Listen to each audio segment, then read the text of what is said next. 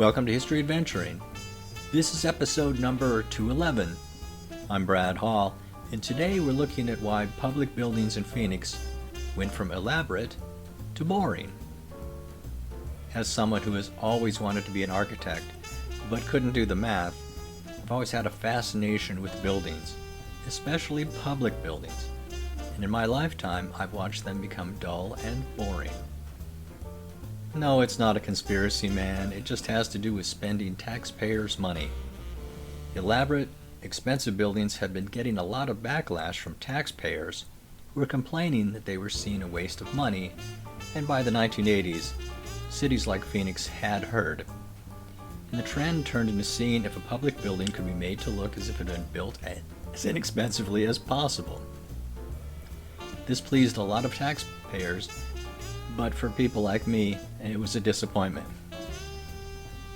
There was a time, before I was born, when taxpayers were happy to have their money used to promote and beautify their city. The thought was that in the long run it would be good for the image of the city, would bring in more business, more jobs, more prosperity. And as an old marketing guy, I understand.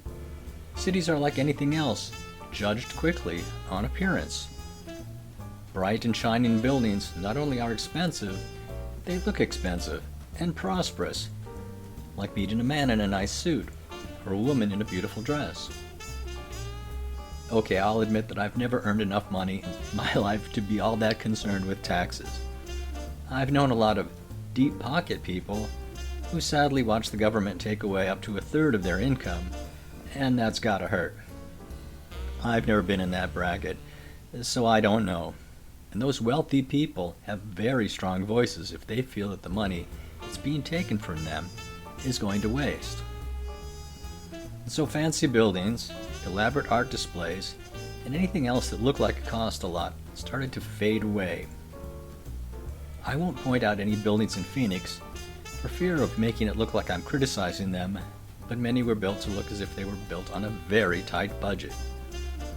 The elaborate marble columns were gone and replaced with a lot of plain-looking, exposed materials. It's a matter of taste, but I kind of like the old stuff. You know, that said, ta-da! This has been History Adventuring.